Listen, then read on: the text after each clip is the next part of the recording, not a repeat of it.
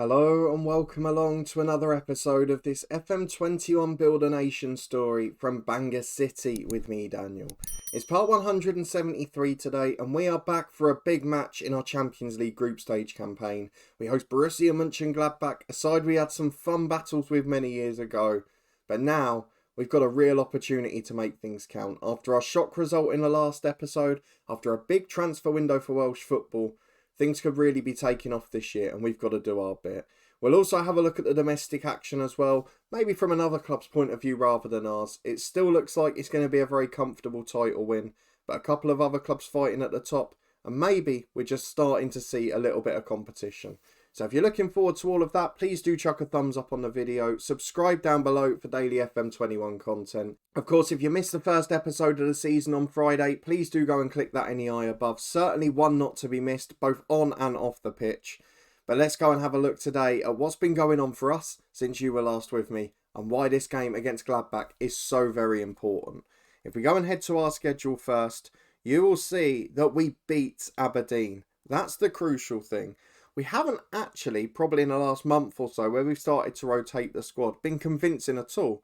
You can see most of our wins just by a couple of goals. No real flash performances, but solid as a rock defensively. The game against Aberdeen in the Champions League, the only time this season we've conceded a goal, which, considering we've been to the new camp and we played Rangers reserves at home, is pretty spectacular. So you were with me for Barca, of course. We beat Llandudno in the League Cup 4-0. Kean Bulkley adding another two after Davis and Strom in the first half. A 3-0 win against Barry. Kean Bulkley on the score sheet again. Bojan Kvara with the other two. And against Aberdeen, it was Kvara with a brace again. This time joined by Ruben Reyes on the scorecard. Into October, a 2-0 win at Aberystwyth. Lloyd Goulding coming back to the party for that game. Against Colwyn Bay, the start of the international break, we started to have a lot of changes of personnel. A couple of red cards, but we were already comfortably ahead. Tom Jones, Ruben Reyes, Danny Garcia and Dimitar Nenov with our goals in that one. Against Rangers reserves, we had to carry two youngsters. So Rhys Hughes and Sean Jones started. Josh Ridd, one of the sort of real emergency backup signings, came into. Gwyn Morgan, a third choice player, started. And three other youngsters came off the bench. But Walters and one of those other youngsters, Pope, who's not a bad little striker at 16, certainly looking to loan him out next summer, got the goals late on to make sure we got through. Similar story against Cardiff Met Uni, slightly stronger as a few had come back from the break, but it wasn't quite full strength. Kean Bulkley and Brett Jennings, though, two of the academy stars, got the goals. And then against Carmarthen, it was Bulkley and Kvara.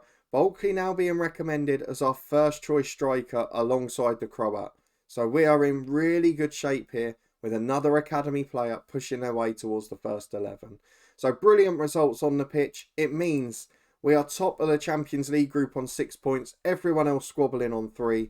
If we can win this one, it'll basically wrap up a top 3 place regardless, keep us in Europe after Christmas. But that, as you know, is only half the story. We need to see how our other Welsh counterparts are getting on in Europe. So TNS will go for first. They're in the Europa League. Not been the best of starts for them. They drew at home to Dinamo Zagreb. That was in their last match. Josh Astley and Ben Nash got their goals, but they did get battered by Roma. So this doubleheader coming up against Bromby is probably make or break time for them. On to Barrytown United, who are also in the Europa League and need to finish third. They've had a very poor start. So they've lost against the two sides I would have expected them to get a result against. And their chances of staying in Europe are slim or none now at this point. They're really struggling and it's about picking up points. So 2-1 defeat against Dundee United, then a 4-0 thrashing at Metz. It's not been a great start for Welsh football in the European campaign, as you can see. The other ones though, Colwyn Bay, we always get positivity out of Colwyn Bay. 2 draws already, a draw at home to Utrecht, a really good result there with Deutsch, the biggest money signing, getting the equaliser, and SV Red at home, an early red card, and they took advantage. They got a late equaliser, they wore them down, they missed a penalty in that game as well, or it could have been even better. But they now face their weakest opposition, and if they get 2 wins in that, they're in a really good position to go through here. So I'm really hopeful, as I've mentioned in the last year or so, that Colwyn Bay might now become the new stars of the series. If we can get some form of competition before the end, or even get a 4th side that can compete like this, it could be a really good sign for the future. So we're really pleased with the position that they're in, maybe not quite so much from the other 2 sides. In terms of the loan transfer window, which is still open, there's not a huge amount going on. Bala took one from Colwyn Bay, but that's really about it. So not much to shout about there.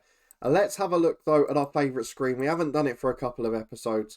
The club coefficient ranking. So as you know and probably imagined, we stayed 9th last year after our brilliant run to the semis. This year again though, we're facing a similar problem early on. And we've got to look at this a little bit more philosophically here.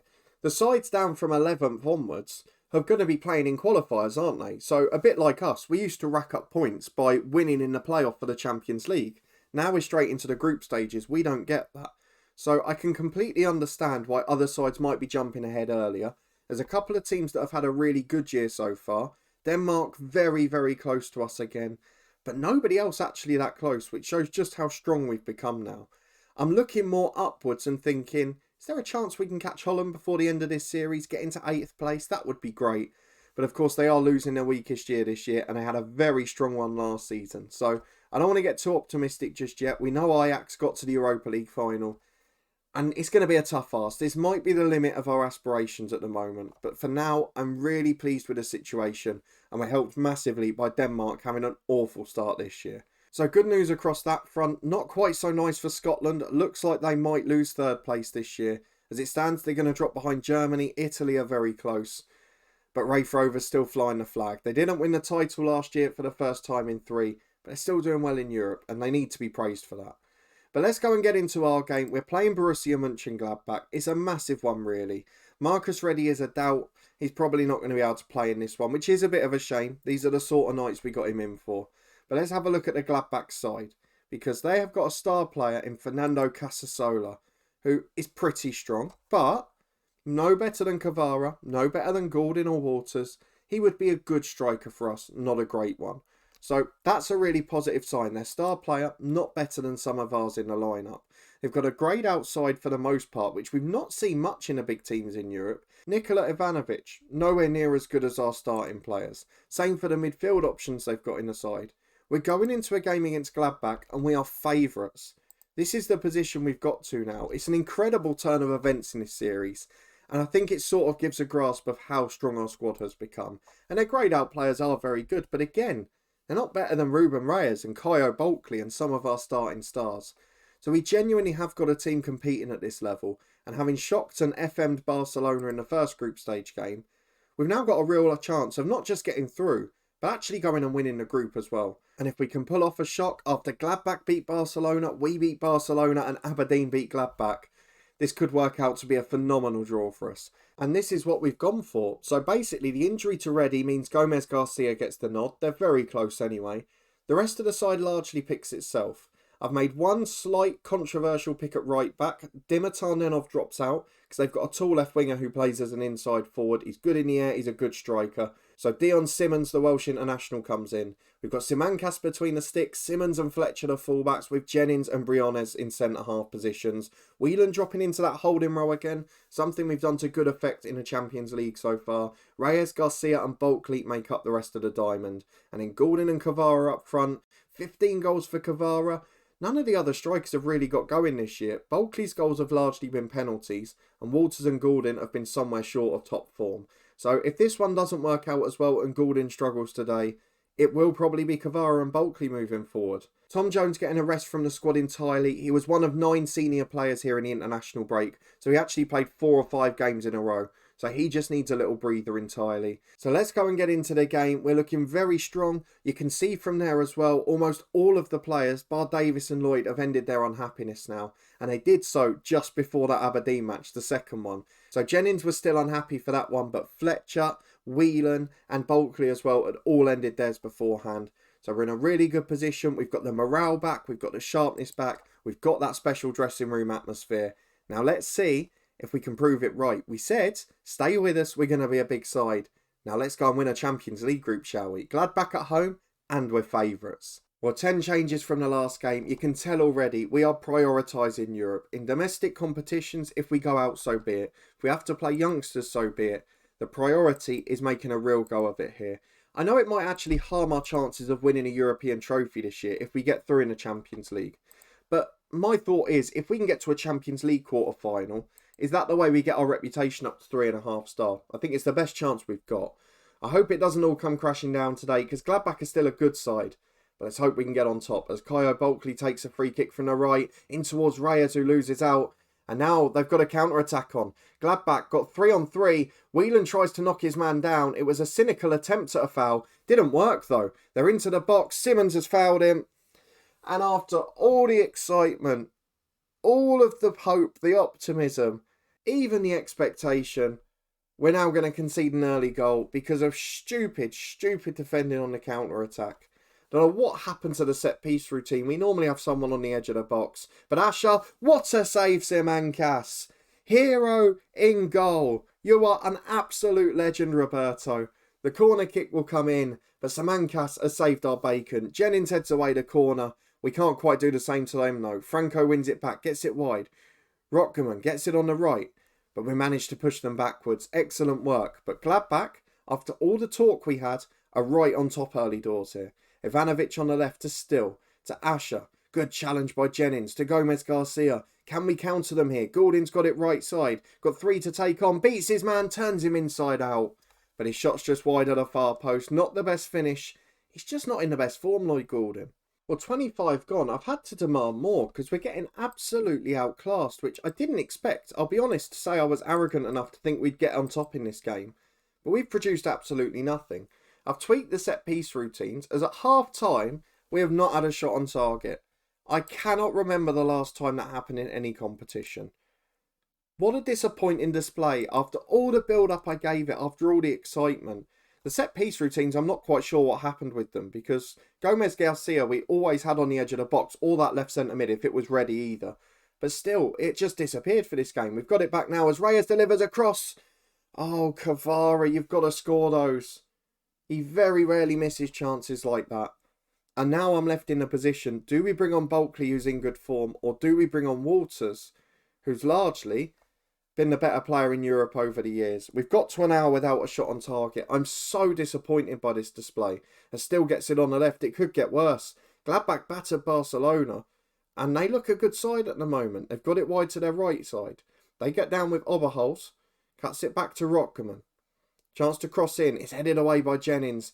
Now can we counter? I might give up the third centre-half that's playing in a holding role. Just push forward. As Kvara works down the left. We might only need one chance with the talent we've got. Kvara into the box. Goes alone. That is stunning. Lloyd Goulding gets the finishing touch. A big moment for him to break the goal drought. But Kvara, fabulous play. Took on the whole team and won. You absolute legend. You've been sensational. So let's go and get some changes onto the pitch. I'm going to take Briones off as centre-half. Whelan will drop in there. Odell will come into holding midfield. On the left side of the diamond, I'm going to bring on maybe Ludomir Strom. Just give us that more defensive, solid mentality. Because we have exchanged for a slightly more advanced option as centre-half. And then the last one, I'm not going to make the change yet. It would have been Lloyd Goulding had he not scored. But now we'll give him an extra 10. He's still not had a great game in fairness. Kvara, probably underrated for the work he did in that assist. So let's take Goulding off. We're going to bring on Kane Walters. He's got more pace. We need to break away here. So Walters advance forward on the left. Kvara switches to the poacher on the right.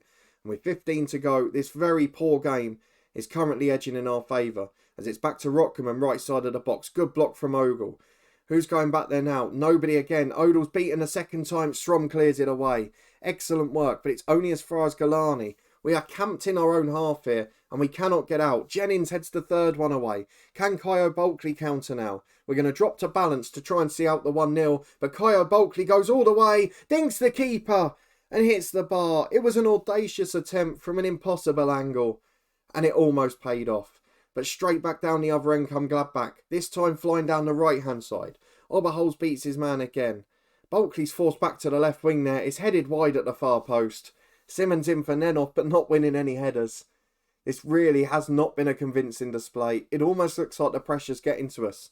We saw it against Rafe in the semi-final of the Europa League, 18 months or so ago now? And we're starting to see it here. Simmons there. Doesn't even clear the first midfielder with his clearance. Galani on the left though. Can we press and win it high? No, Simmons caught out again.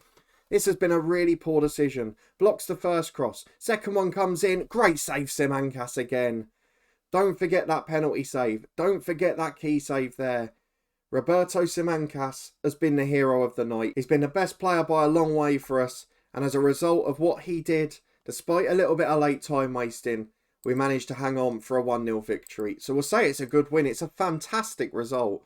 The fact we're expecting to beat sides like Gladbach by more than one is probably more a reflection on maybe the pressure I put on the lads, or maybe what we're thinking at this stage of the series. But that is still a very good result. We're on 9 points out of 9. We're absolutely flying. And we're 6 clear of the rest because everyone else has beaten each other. Gladbach beat Barca. Barca beat Aberdeen. Aberdeen beat Gladbach. We couldn't ask for more. And now, one more result and we are through to the last 16. That's all we could have asked for at the start of this save. 3 lots of 2.5 million for the wins as well. Simancas, only 3 saves, but they were crucial ones. A penalty kick, a point-blank clear-cut chance, and he is the sole reason, with Kvara's individual run, that we've managed to win tonight. So a really good result, if not a convincing performance. But that's not the only important thing here, is it? We've got 3 other sides in Europe on Thursday night. We'll be back in a moment to see if they've managed to get their results. And I was thinking later in the series, we might even go and watch some of their games. But we'll be back in a minute to see how the 3 have got on.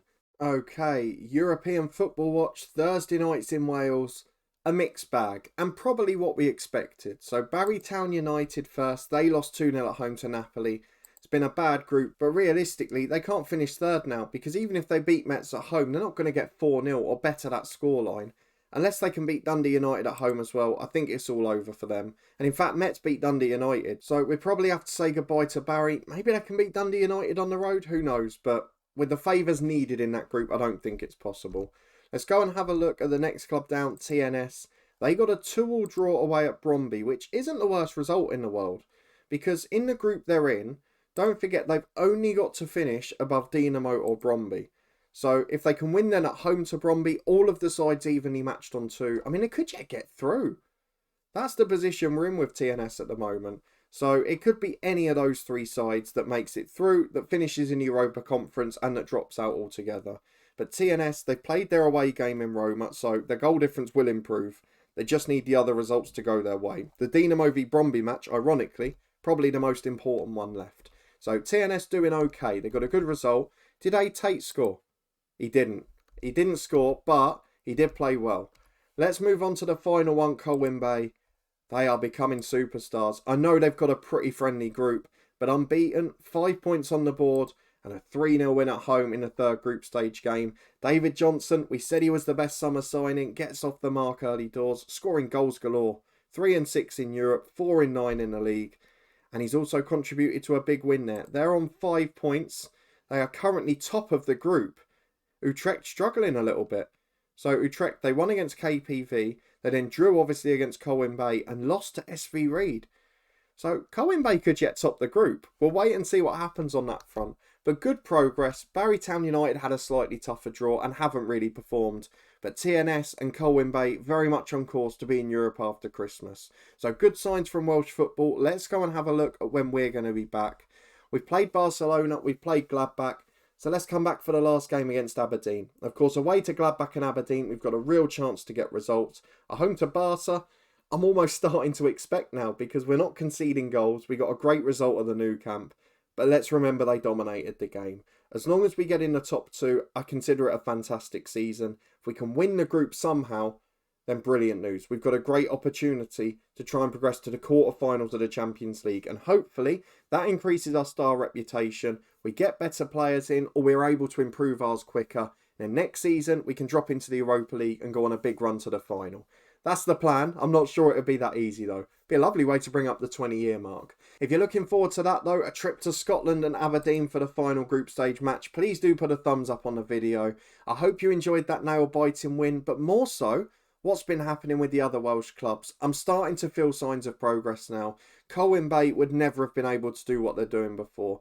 Barry Town United are competing, albeit they're not doing that great. And TNS, they're going from strength to strength. They're the ones we've got to watch out for. So hopefully we'll have some good signs coming this year. We've got Northern Irish opposition in the SPFL Trophy again. That one's going to have to sit on the back burner this season, I'm afraid. So if you want to stay up to date for the rest of the week and find out how we get on, and the other Welsh sides too, subscribe down below and turn that notification bell on. You'll get alerts as new episodes release. We've got FM22 plans around the corner as well. And there's links up in the eye above to the Twitch channel. A very busy week from the football podcast with loads of championship news and predictions. But a massive thank you for watching, your continued support as always.